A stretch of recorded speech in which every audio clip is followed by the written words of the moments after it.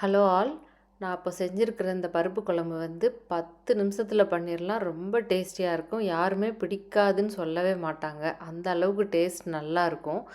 இதுக்கு தேவையான இன்க்ரீடியன்ட்ஸ் வந்து துவரம்பருப்பு 1 கப்பு வந்து நான் வந்து கொஞ்சம் ஊற வச்சுருக்கேன். ஒரு 10 மினிட்ஸ் 15 மினிட்ஸ் ஊறினா போதும். அதுக்கப்புறம் 4 பல்லு பூண்டு 2 2ஆக கட் பண்ணி வச்சுருக்கேன். கொஞ்சம் மிளகா, அப்புறம் சின்ன வெங்காயம். இதுக்கு தக்காளி தான் மெயின் இன்க்ரீடியன்ட்ஸு. தக்காளி வந்து நீங்கள் எவ்வளோ விருப்பமோ அவ்வளோ போட்டுக்கலாம். நான் வந்து ஒரு 3 மீடியம் சைஸு தக்காளி அளவுக்கு எடுத்திருக்கேன். கொஞ்சம் செர்ரி டொமேட்டோவும் எடுத்திருக்கேன், 2 பெரிய டொமேட்டோ எடுத்திருக்கேன். நீங்கள் எந்த தக்காளி வேணால் போட்டுக்கலாம்.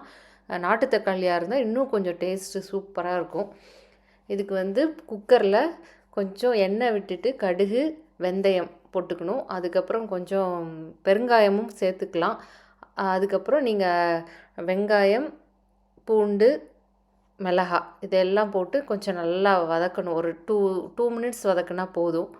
அதுக்கப்புறம் அதில் மஞ்சள் தூள், பெருங்காயத்தூள் சேர்த்துட்டு அதுவும் கொஞ்சம் வதங்கணும். அந்த மஞ்சள் தூள் வந்து எப்போவுமே நான் வந்து வதங்குறப்பவே போட்டுருவேன்.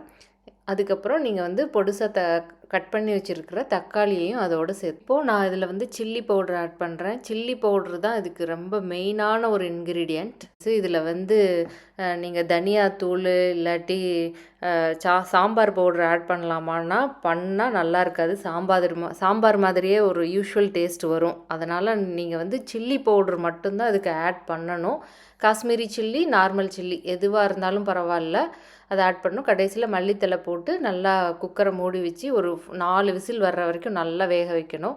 அதுக்கப்புறம் ப்ரெஷர் ரிலீஸ் ஆனதுக்கப்புறம் நல்லா அதை கலக்கி விட்டுட்டு அதோட சுத்தமான நல்லெண்ணெய் இருந்ததுன்னா நல்லெண்ணெய் சேர்த்துக்கலாம். ரொம்ப டேஸ்ட் நல்லாயிருக்கும். கடைசியில் அந்த நம்ம சேர்த்துருக்கிற கார்லிக்கு, அப்புறம் மல்லித்தலை அதெல்லாம் சேர்த்து கலக்கி விட்டும் போதே ஒரு வாசனை வரும். அதோடு சேர்த்து கடைசியில் நீங்கள் இந்த நல்லெண்ணெய் ஆட் பண்ணும்போது இன்னும் கொஞ்சம் டேஸ்ட் சூப்பராக இருக்கும்.